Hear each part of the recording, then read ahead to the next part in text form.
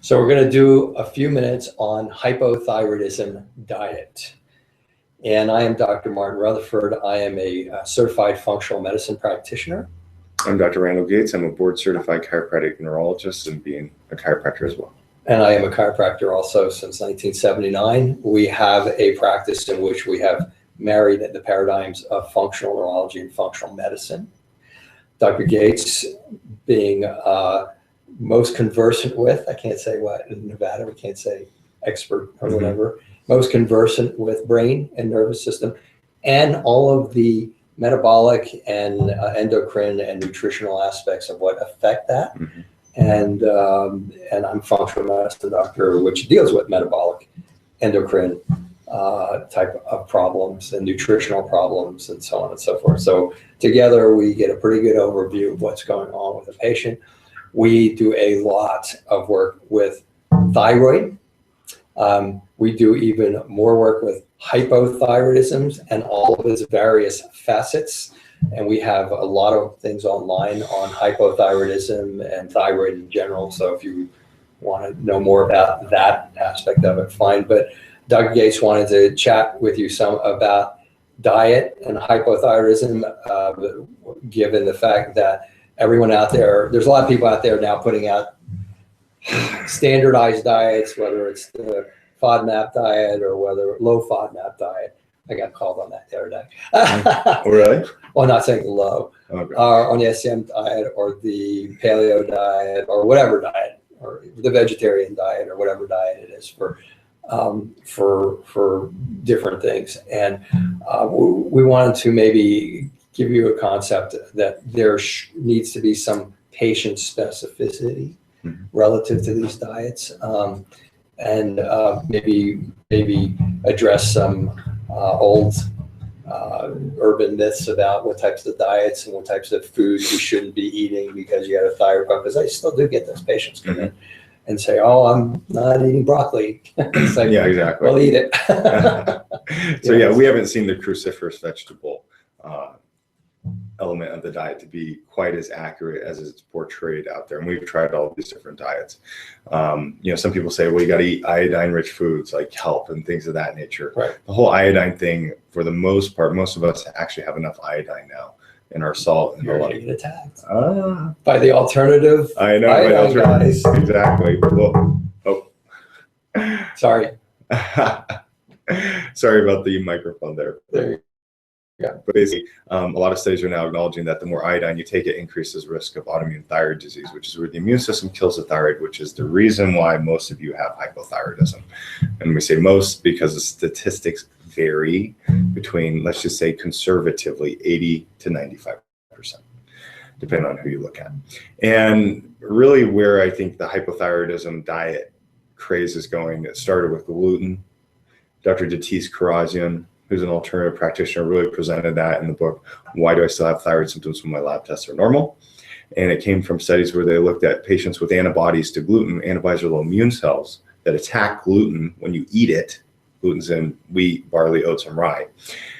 Those immune cells will also seem to increase immune cells to the thyroid. So 47% of these patients who had antibodies to gluten had antibodies to the thyroid. So that caused this big epidemic where people say, oh, we can't eat gluten because the more gluten you eat, the more your thyroid gets attacked. And endocrinologists oftentimes will even acknowledge this when talking about Hashimoto's.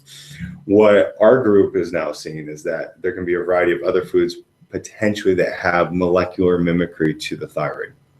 Basically what that means is gluten may look like the thyroid. So maybe there are other molecules, who knows, maybe a tomato molecule that could look like the thyroid. And Dr. Karazian is in the process of doing a study with Dr. Vajdani, who's a renowned immunologist, to figure out what all these food reactions are. And the study hasn't been released, but we've heard some trickling information coming out saying that it's pretty exciting. There may be upwards of 20 foods that from an immune system perspective look like the thyroid. So that's what we'd say relative to the hypothyroidism diet. And really it boils down to, as we were discussing, not that we're telling you to do this, but if it were us, we would strip the diet back down to a very basic level, a non-allergenic diet, which many of these paleo, FODMAP, SCD diets have in common, and then adding foods back in and seeing how one feels to go from there. Yeah, the specificity of the diet really seems to come from who reacts to what. food allergies are big. I will just say from personal experience that I have not found the vast majority of food allergy testing out there to be reliable. And it may be because our patient population is autoimmune, and that may throw I'm not going to name specific ones. I'm just going to say we do what Dr. Gates just said. We do a very monitored, very strict allergy elimination diet. And that can be a little tricky because sometimes you won't get the reaction right away that first day. You might not get it until the third day, and so on and so forth. But we have been backed up on that. I think probably less than a year ago, there was a study that came out and that evaluated all the different allergy tests and said, by far, still the best test for figuring out your food allergies is the allergy elimination test, because all the other ones showed poor replication and a lot of inconsistency and so on and so forth. So we don't use them. They're expensive. They would be expensive if they were accurate. And they're all looking at different components of the immune system. So food allergy is an umbrella, like, because you can have a food allergy to peanut and you die, or you can have a food intolerance where you eat dairy and then 2 days later you put on 3 pounds, and your gut's a little upset. And so some of these can be sustained immunological reactions. The hard part about this testing is that it's really expensive to test for every immune response to a food. So unless you have about $4 to $5 grand that you just want to dump out to figure out exactly what your food allergens are that way, or food intolerances, this elimination diet is really the most effective. Yeah, it's by far the most cost effective, possibly more accurate than even that, and probably actually, but that's really where it's at. So as Dr. Gates says, the best way to go about it is get on these anti-inflammatory baseline diets, and then try to get data together on how to do a proper allergy elimination diet or reintroduction. And that's probably your best parameter for figuring out what is your best diet for your thyroid. And by the way, you'll be looking for your thyroid symptoms to when you get a reaction, you might be looking for the thyroid symptoms more or less to come back.